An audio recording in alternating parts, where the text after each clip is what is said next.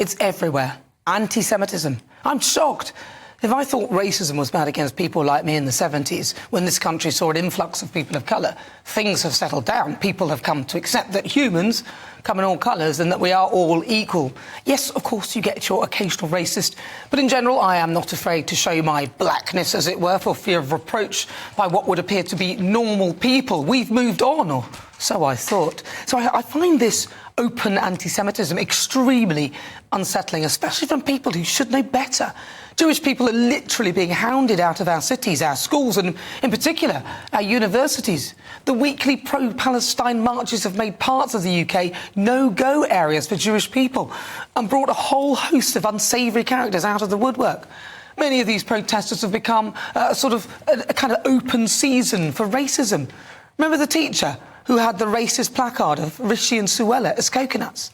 And take Dana Abu Kama, a Palestinian law student. My words were taken out of context and they were framed as me supporting harm to innocent civilians, which is completely false and completely untrue. I think it's an outrageous claim that the Home Office is making by deeming me a national security threat.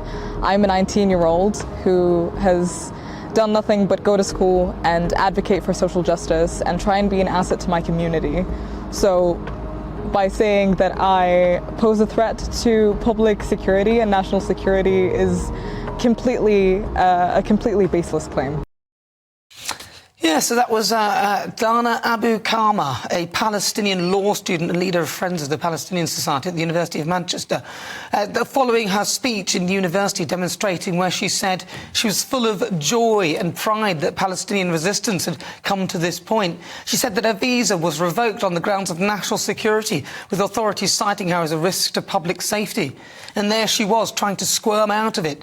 She's come from somewhere where there will be little freedom of speech. Supposedly normal people carrying swastikas, calling for intifada and chanting from the river to the sea, showing support for Hitler in some places is seen as cool. Remember the projection on Big Ben? People unashamedly projecting their virtues, even in our politics. People standing for high office, for leadership positions who are meant to have a sense of themselves and are embroiled in all of this. Green Party candidate Madison Weldon standing at the next general election as the candidate for Warrington North. She said that both Israel and Hamas are culpable for the October the 7th attack. Well, that's rubbish, Madison. The people culpable for October the 7th are the planners and perpetrators of it. That's Hamas, not Israel. Her comment suggests that a portion of blame for this horrendous attack should be attributed to Israel. I mean, what is wrong with these people? We've gone backwards. I blame this on fast-paced, uncontrolled, unvetted and in many cases illegal immigration. Ironically, I'll probably be called a racist or far-right for saying this. A very odd insult, by the way, to a person of colour. We've imported foreign conflicts and they're fighting on the streets of this country. We need to get a grip before this becomes the norm.